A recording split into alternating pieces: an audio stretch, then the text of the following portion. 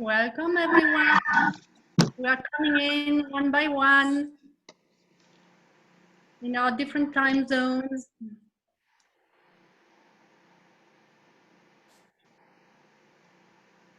Thank you so much for being with us this morning.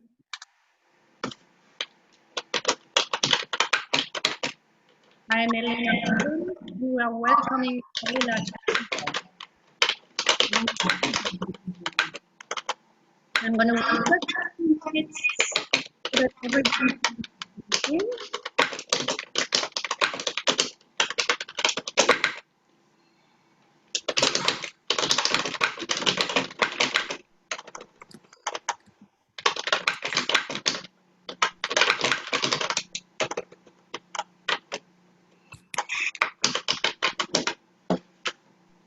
So welcome again.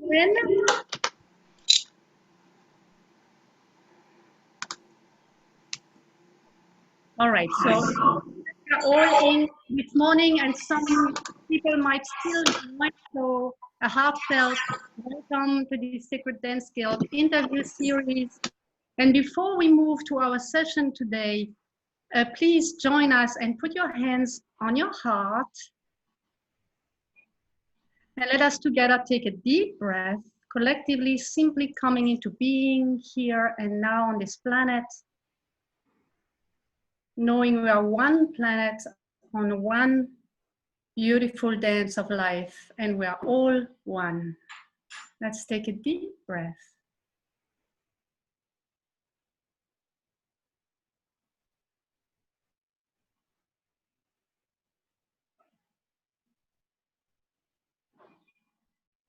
Another deep breath, feel your feet on the ground, connecting with the planet.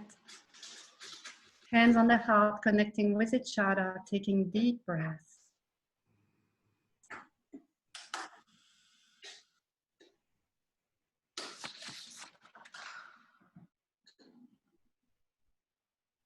And so welcome again to the Sacred Dance Guild's third in a series of interviews with honorary members, people we consider living legacies and whom we are asking 5 important questions.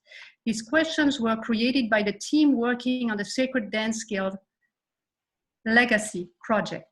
After 62 years of experience, the Sacred Dance Guild has decided that now it is time to create a process to accredit sacred dance facilitators. There are a number of aspects to the project. One of them is to discover some of the gems that those who have been doing this work for many years can share.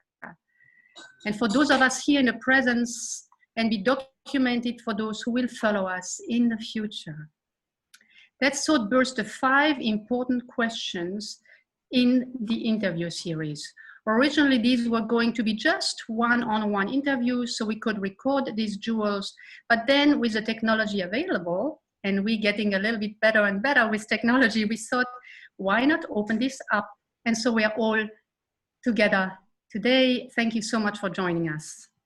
We are absolutely delighted that Carola Stieber has agreed to be our third in the series.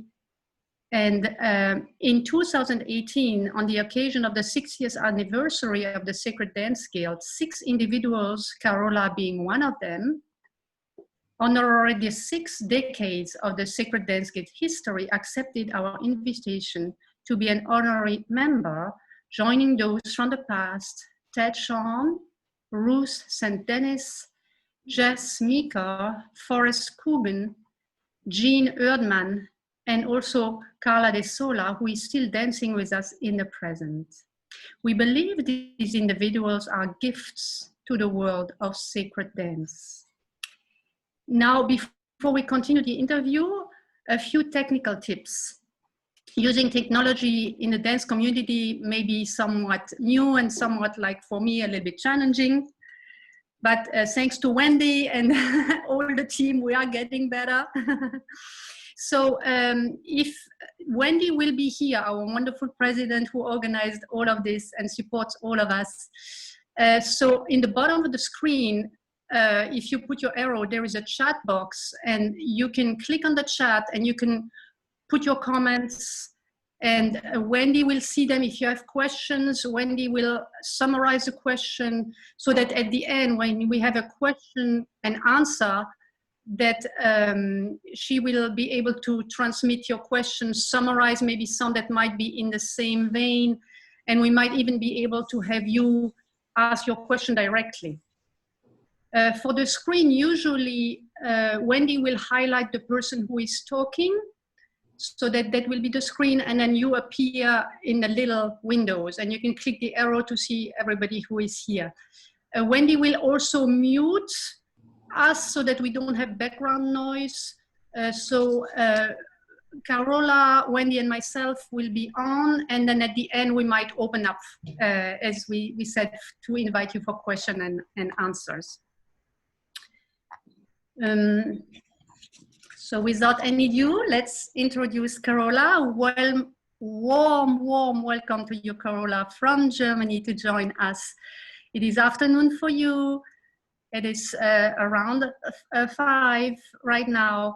And thank you so much for accepting this invitation to share your Sacred Dance experience and wisdom with us. So Wendy is going to show a little bit of an extract of a video of Carola. Carola, would you like to introduce about that video? First of all, my gratitude to dear Wendy and Helena and the whole Sacred Dance Guild. I feel extremely honored to be part of this movement. And my dear wish is to pass on whatever gift has been given to me to you. And it's happening. It's the greatest harvest of the work one can imagine. The little part we're gonna watch now is from last year's cinema tour, when I went with my film creation through Germany, the art house scenery. And we were at that moment in a huge yoga center in Bad Meinberg. It's called Yoga Vidya. They have many centers all around the world, but this one has 7 stages. It's giant. And Sundaram is the musician with his musician friends. We look at a snippet. Later on, we want to watch it in real time once again. Okay.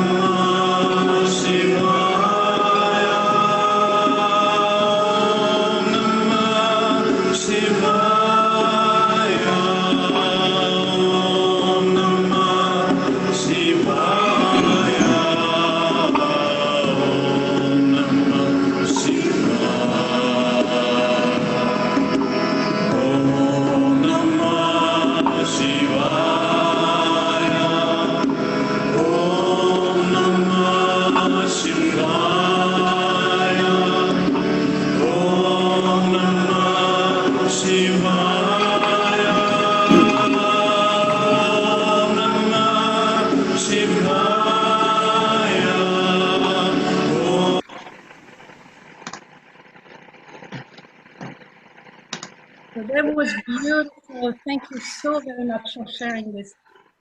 so inspirational moment of life. I would say it's dance, it's music, and it's the moment shared in deep connection with life. So thank you so much, Carola. I have not met face-to-face Carola, but we have had a little bit of a Zoom preparing for today, and I'm eager to know more about you, Carola, your life.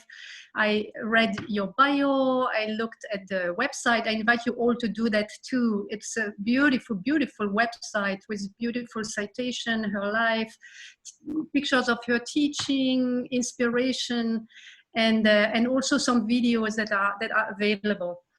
So Carola, let's begin. Can you talk about your personal journey with sacred dance? And I could guide maybe how did you start dancing? Which technique did you study? And how were you drawn to sacred dance? It's a beautiful and deep question because the journey is long and it's difficult to really pinpoint the start. For me, it has been a very auspicious moment. I was 16, quite old for a dancer's career, when I met my first teacher, Karin Hermes-Sunke, in the village next to my village. A ballet school opened, and my sister, my elder sister, said, "I would like to take class, but I don't dare to go alone. I will sponsor you. Will you come?"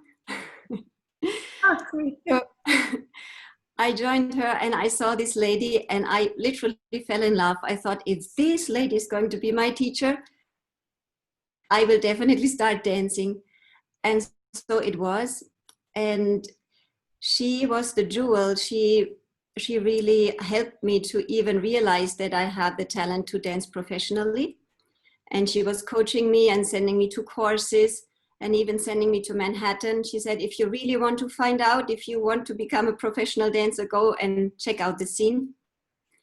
So I did. I got a scholarship in the Mary Anthony School, where also Bertram Ross was teaching at the time. But before, I was checking out all the different schools, whether it be Martha Graham or Alvin Ailey, I loved very much. And I ended up with Mary, which was a blessing. And that was still before the professional school I enrolled in Holland, in the Amsterdam Hogeschool voor de Kunsten, it's called. Whoever will have a chance to watch my film, you will see me dancing with my teacher in a duo. Actually, the first time we danced like this, and so far the last. You will see snippets of the dance school. And in the school, it was my main subject was modern dance. Of course, we had ballet as well. And other courses like Cunningham and body-mind centering and anatomy prevention and all of that, injury prevention. But in the second year, I had an injury just before showing my first choreographed solo. And happening so, it was the doorway to my own path. This injury made me look even more than my nature commanded me to do over the fence to the others, not only to ballet and to mime and to, sculpturing and painting, but also to physiotherapy, to Alexander technique, to deeper Feldenkrais or body-mind centering, other therapies, even going to meditation and later studying clairvoyance or becoming initiated into shamanism. It opened the path for my deeper research that if there is a conflict, which I obviously had, which created this injury, I have to dive deeper, I have to dig deeper in order to find answers, which will again open new windows for the path. Beautiful. So I went to California after the school. And it was another 4 years after this study where I was researching what is my own path. I want to a little bit point the conflict I had. The conflict was I could no longer perform a movement that didn't feel right at this moment to my entire system. So I had to quit Cunningham. I could no longer really take class in Cunningham. And I opened up another lineage in the study because my teacher said, she's good, she's talented, we can't throw her out, but she has to find a compensation for Cunningham class, which I did in the new dance department.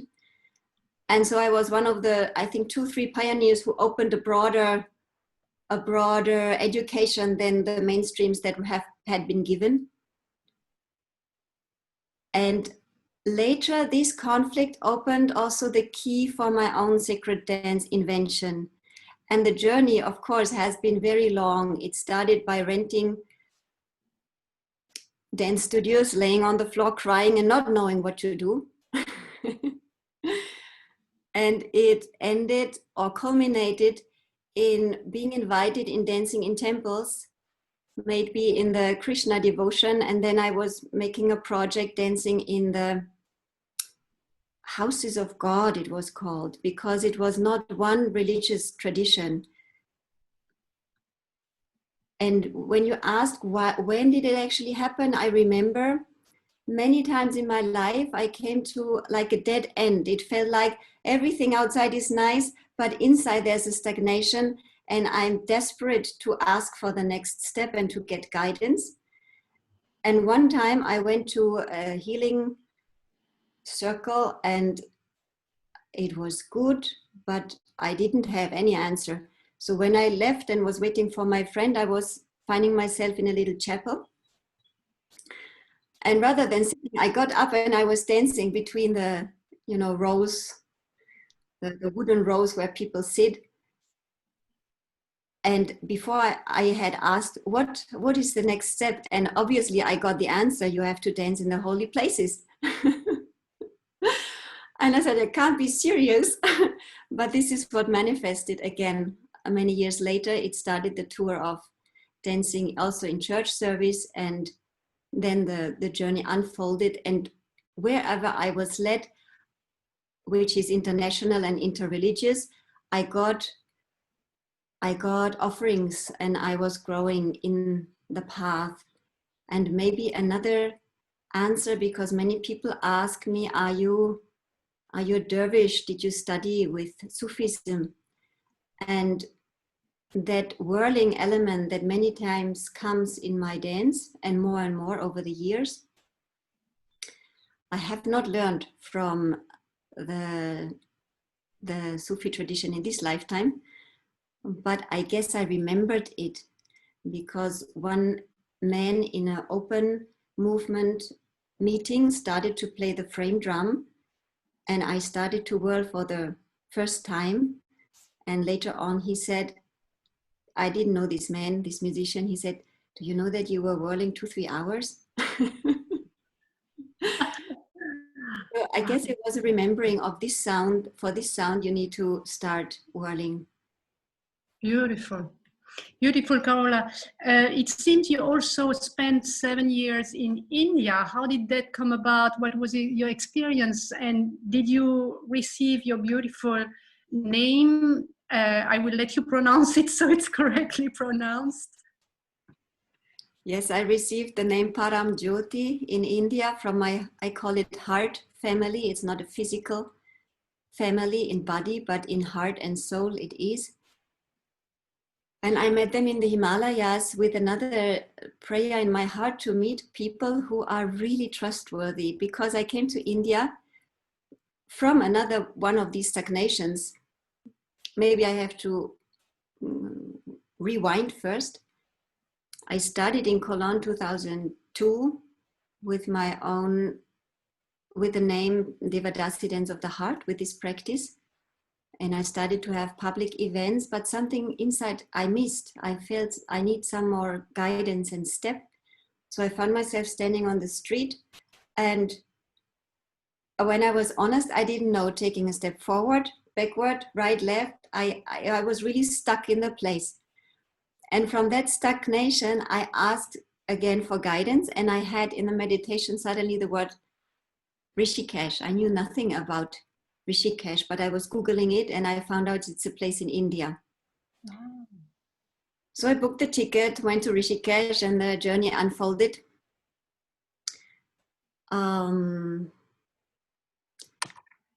Sorry, I a little bit lost where I came from, but I ended up in satsang. I don't know if you people know what satsang is. It means, in the highest sense, sitting with the true essence of yourself, sitting in being in touch and in the commitment to discover your highest self or your true nature. So I was sitting with a spiritual master, and when she was guiding her students, they asked questions and she answered questions. I thought, this is what I have to do.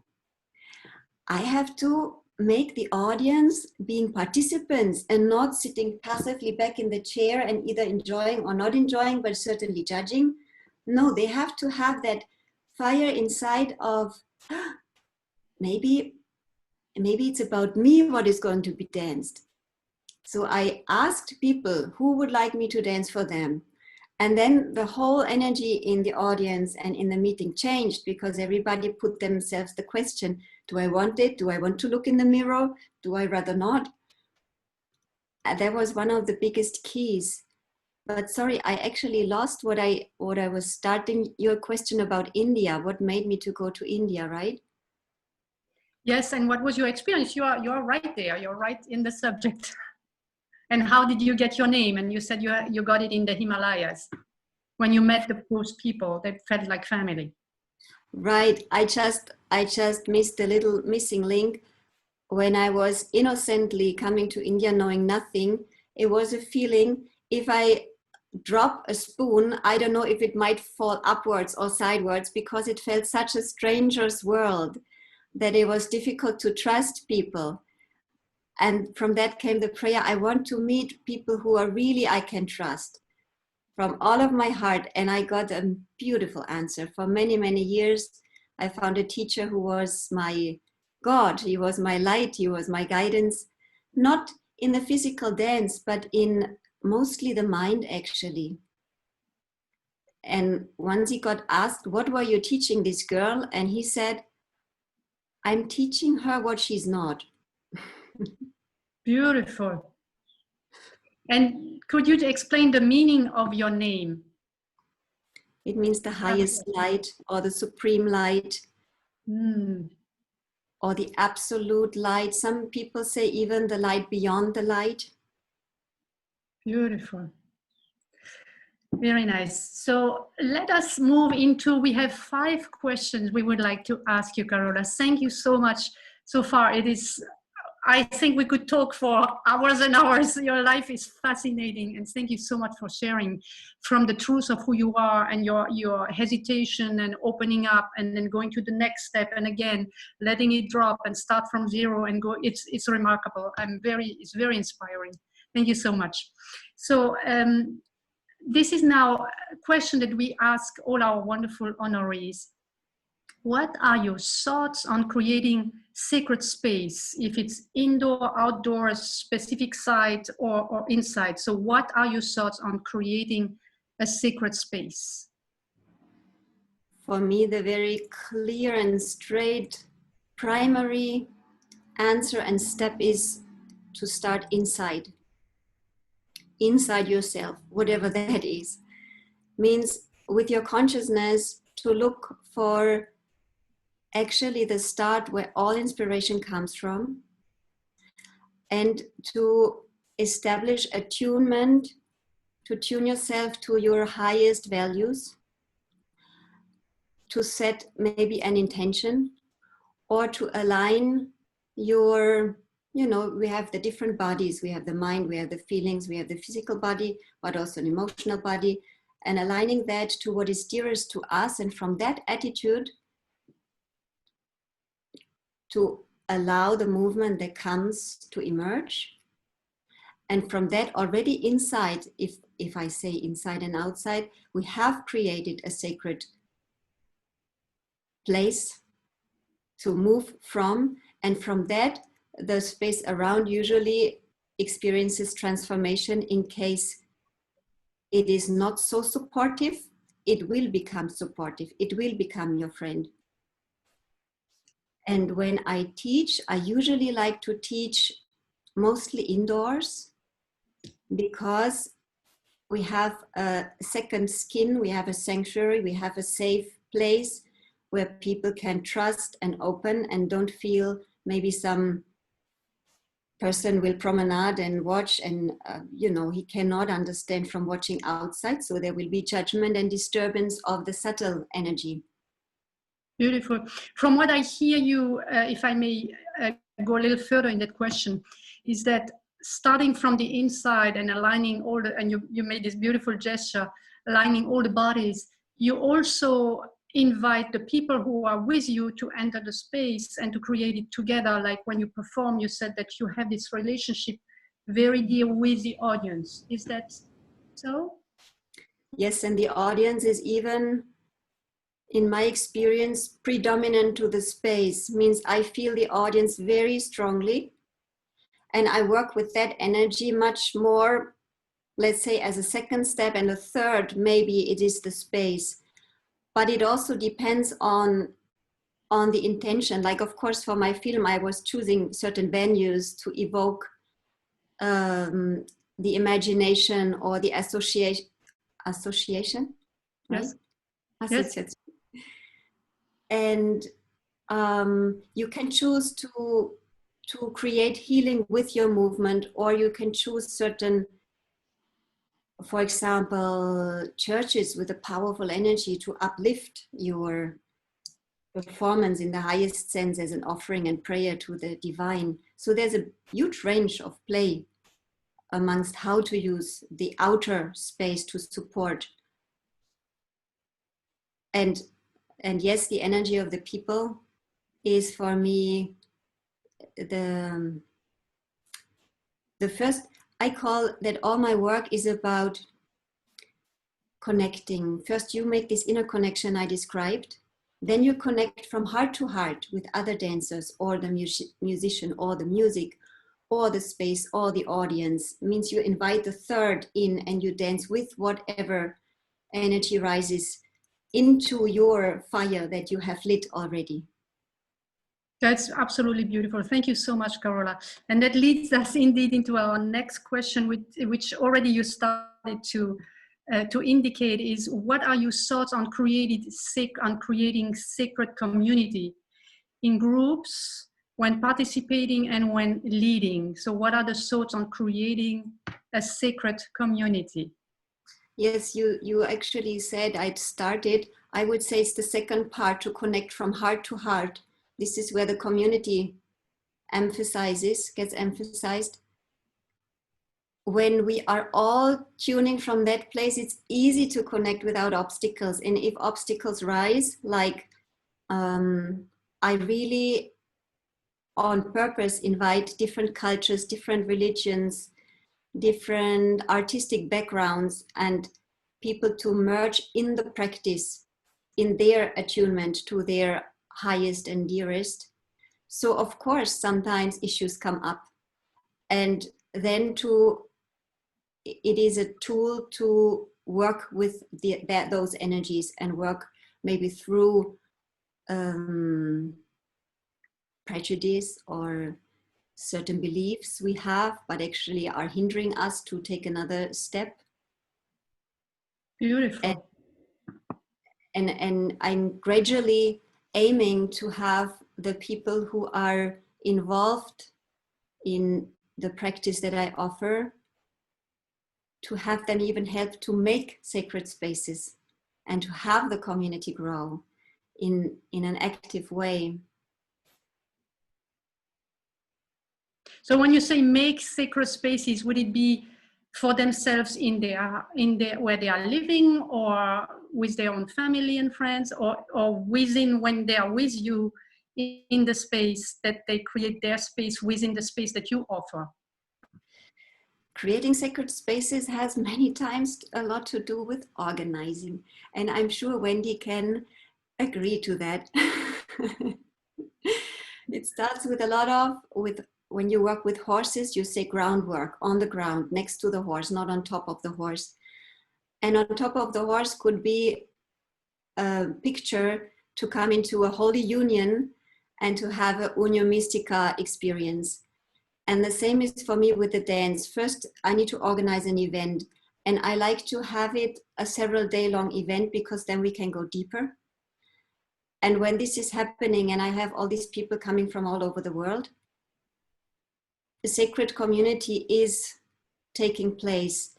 And if Spirit wants and grants, we can have this experience of Unio Mystica. May it be being one with the music, or being one on a, you have this, I think, Pfingsterfahrung, Pentecost experience, is that? Pentecost experience.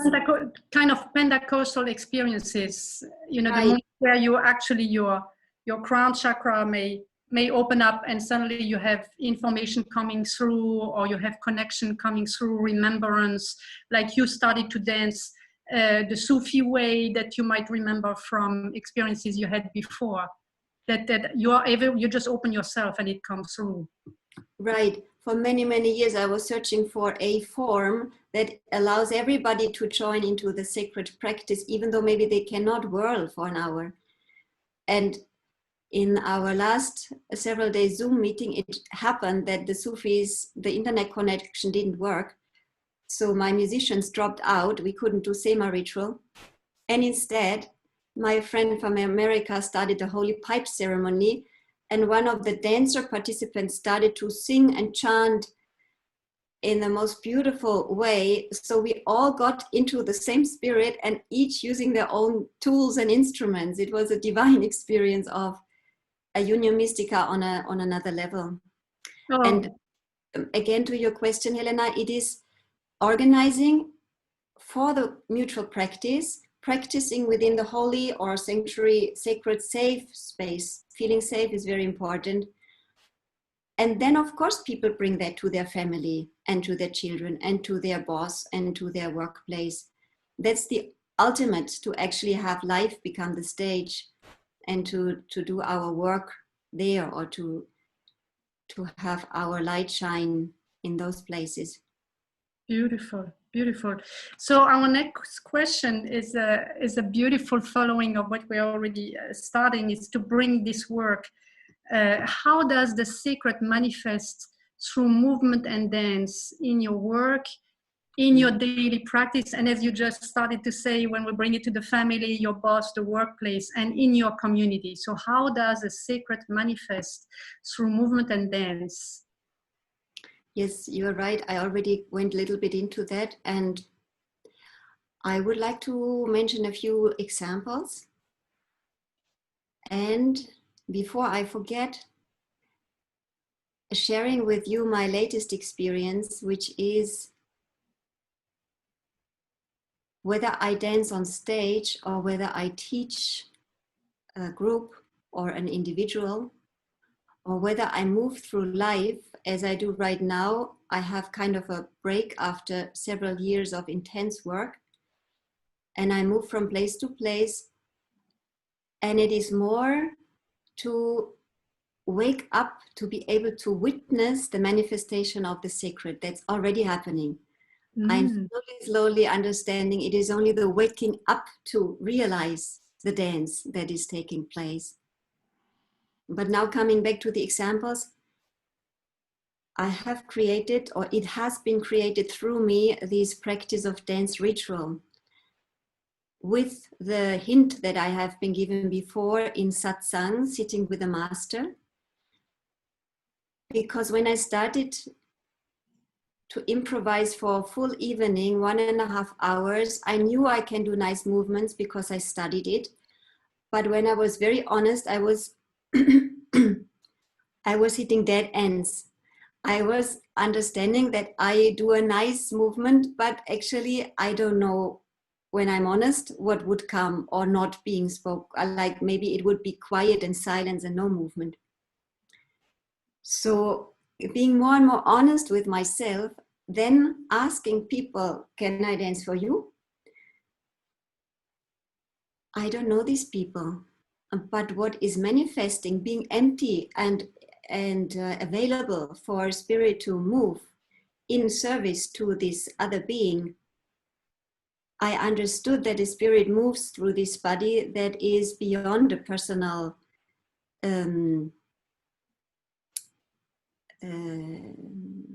yeah, it is beyond the personal. And just to give you some examples, where to start? In the film, you see a lady I am dancing for, and suddenly I scream very loud. And I didn't know what was that about. And later she wrote me an email and she said, thank you so much once again for this dance. You know, a few days later, I was going to the hospital. I had an emergency call. I felt extremely threatened and I didn't know what was going on. So she went and the doctors could find nothing. They checked her out and they found nothing. And she said, suddenly it happened that this same scream went through my entire system. I didn't know why and what, but after that she went home and everything slowly soothed and like vanished and her problem was gone. Or other samples can be, I was dancing in a 5-star hotel in Thailand in a very official setting for a lady, and suddenly some very, so I can say maybe dark energies from the lower chakras I saw, and very, very problematic. I got the pictures of rape, of abuse, of horrible energy. And I didn't know how much can I dance in a public setting to not expose her to an uncomfortable point. And it was still an aesthetic and beautiful dance. And later we talked and she couldn't open up on the table because there were many people. But when we caught each other one-to-one, she said, I today went to take another therapy session because suddenly I remembered what this dance brought up for me. And it was an old experience. I thought it was gone. And I was literally deeply threatened by some men in the past, And I could say many examples like this. Maybe more light example would be, I was dancing for a lady and she had tears in her eyes. She said, oh my God, you were dancing the choreography I made years ago. Oh. And I got never to perform it because Or another lady, I was dancing with a limping leg and she said, I felt so much pain because you were dancing my handicap. I am a dancer, but I cannot dance anymore because of my leg. And I said, I did not have any pain. You don't need to feel sorry. When you are in this emptiness, there's only energy. And so she also got up and started dancing again, even with her limping leg. Wonderful. So Carola, this is so amazing journey and how you can communicate and I would say speak a language that the people can receive and can heal through, and that the whole community can also receive. So the next question is self-evident what after you said, but maybe you can bring some more experiences. So why do you do what you do? I have to. There's no choice, there's no question. I can only give great thanks that I found, the call in my being was unconscious until I met my teacher. And this woman, she could teach me on all levels, on the heart, on the mind, on the body, on seeing more clearly, energetically.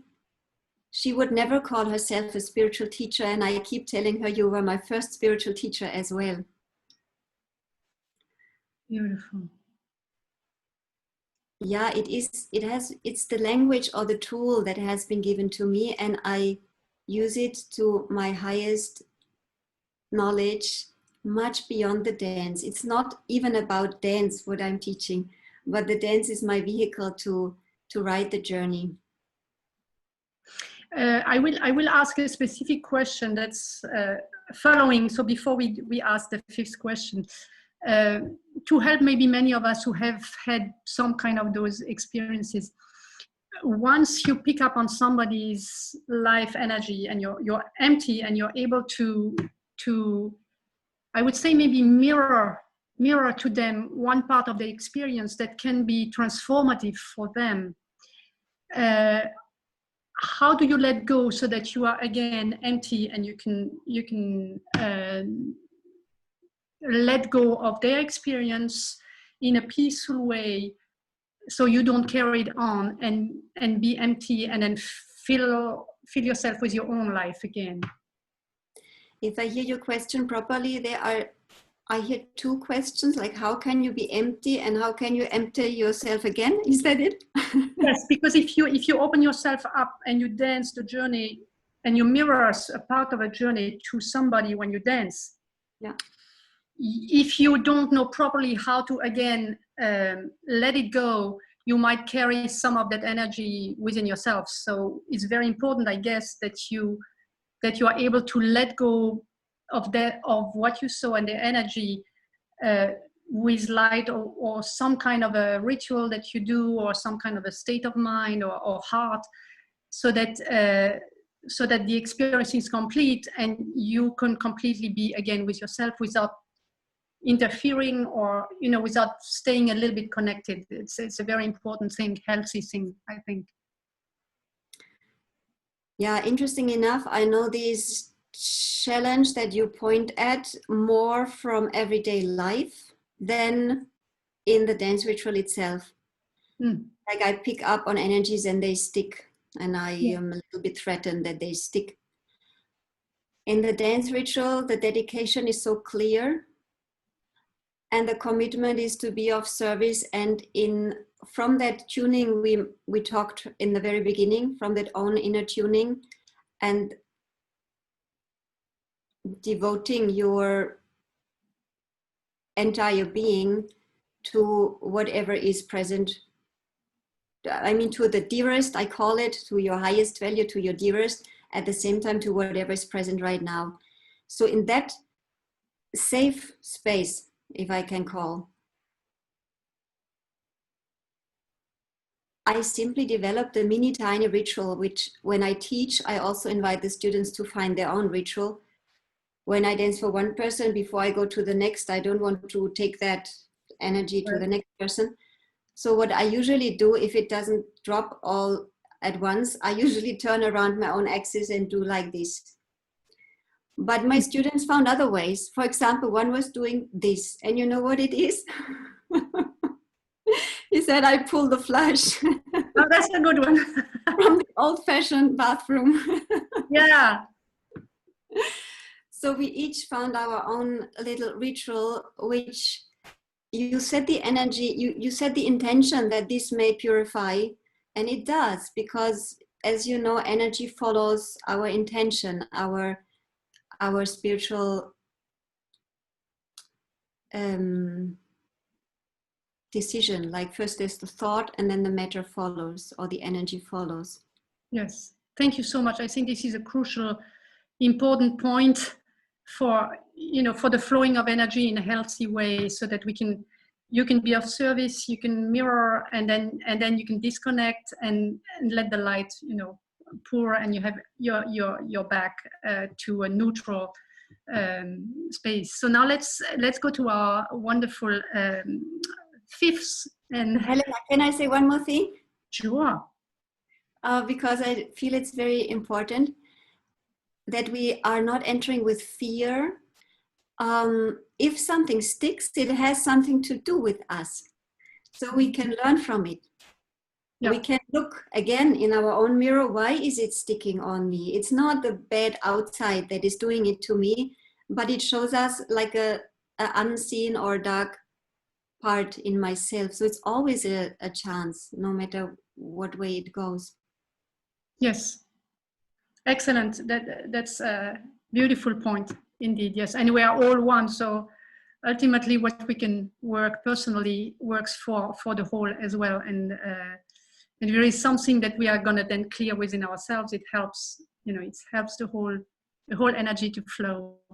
Right. So thank you, Carola. That's so important, because I do feel that to open up, letting go of fear is like you say, then you can let the love come in. So thank you for reminding this beautiful point.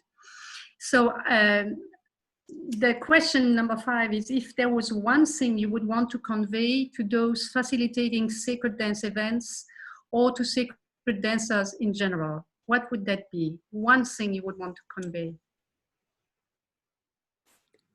To me, that is a very, I would know better if I see the individuals. One thing that has been my so-called rescue remedy that I want to pass on, because that too has been the bridge over my fears. And I challenged myself to sit also in the middle of the fear. And the rescue remedy is called the silent voice of your heart is almighty. Means where people come from, whatever they want to teach, what their intention is, and what the very beginning of it, starting in your heart, is. That is extremely powerful, more powerful than black magic or anything else. It maybe not in the next minute, but over the long run, it will pave its way. And this will also individually help the facilitators or the dancers. If there is stagnation, if doubts rise or questions rise, it points for me to the door, where to, means the key to your heart to find your answers and move on and allow the dance to unfold. That is so beautiful. So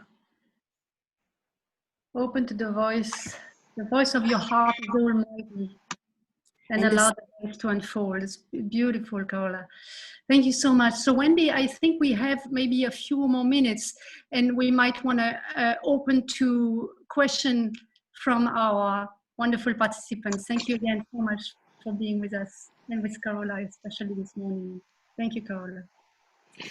Yeah, yes, thanks, Helena, and thank you so much, Carola. This has been just so delightful. What I really look forward to is listening to it again with the recording, which everybody will get, because once is just simply not enough. So if anyone has comments or questions, you can put your hand up, or even wave like physically like this, or put it up in the little chat. I'd be happy to unmute you, or you can unmute yourself and let us know what you would like to ask. I'm watching. So one question. Oh, do I see a question? I don't see it. So there is a question, and that's something now. From Pat. Thank you. Can you tell us about the film? So Wendy, you might want to announce for the festival weekend. Yeah, I will talk about that in a minute. Yeah. Carola, is there anything else you'd like to kind of end with before we move on? And I saw there are questions in the chat, but we don't have time to go into that, right? I'm watching it. We have a little time.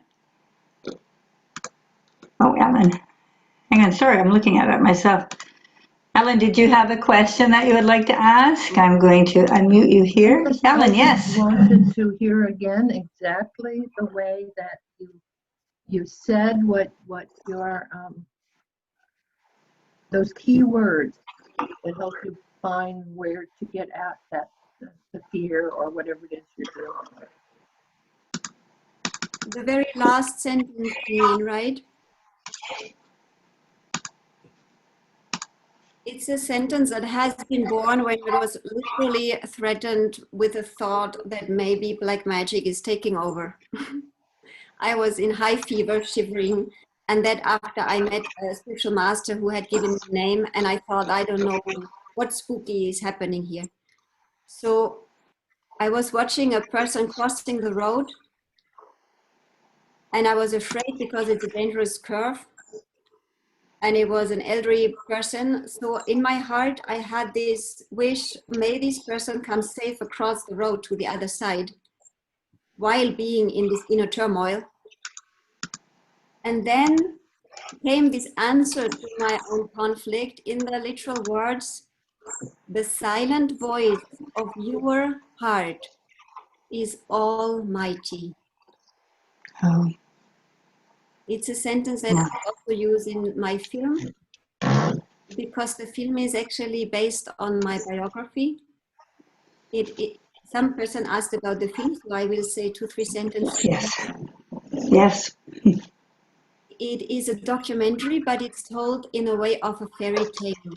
Means I am using archetypes like a dance with a white horse, or the sword man, or the man in the earth, or the dove, the pigeon, allowing it to fly.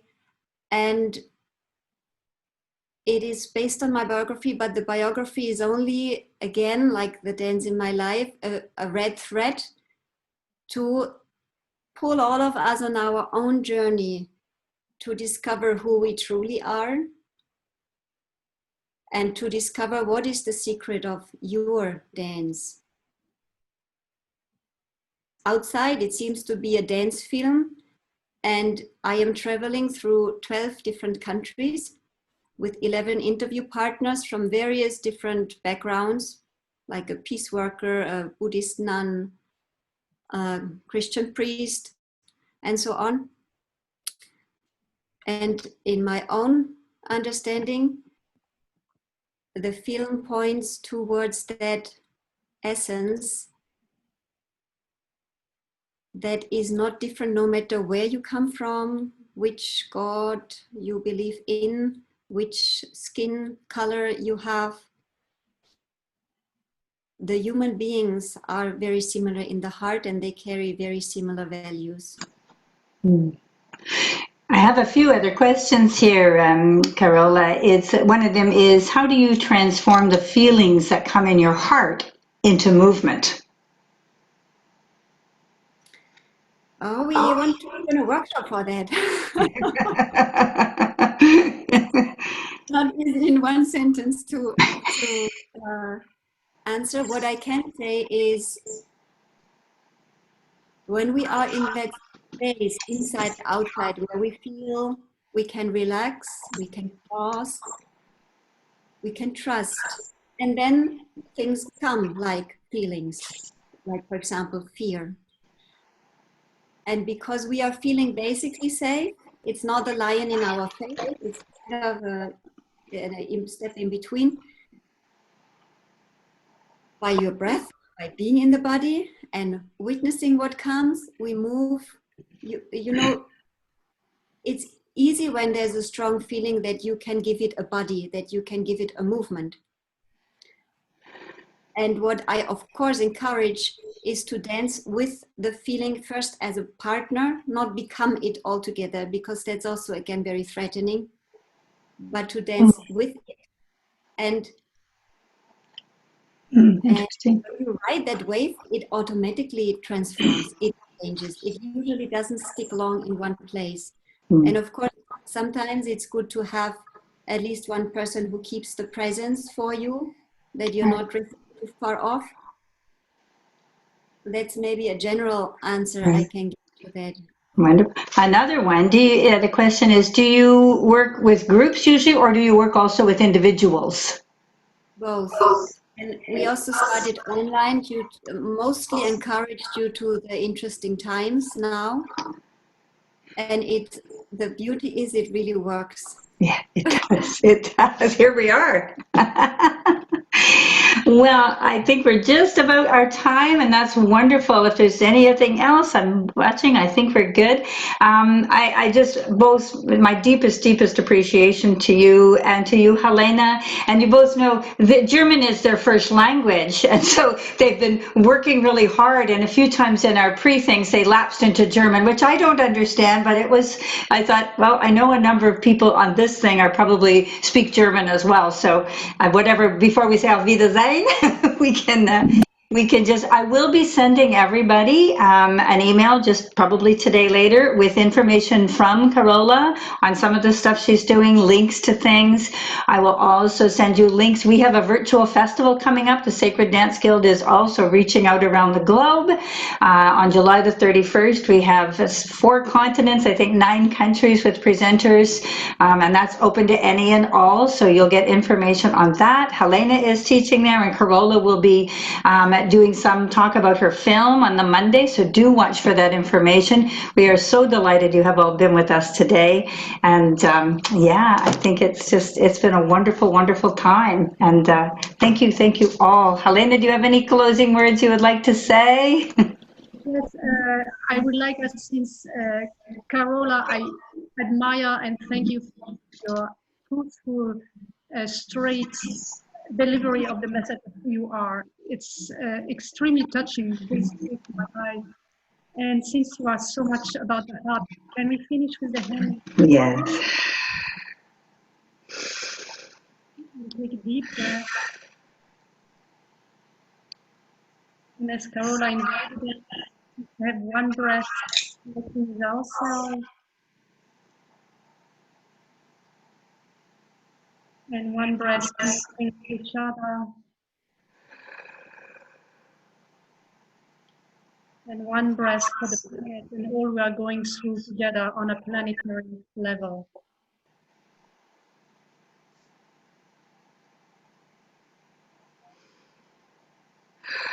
And from heart to heart, Carola, if you would like to lead us into ending. Everybody, goodbye, auf Wiedersehen, merci, au revoir. We'll see you all again soon.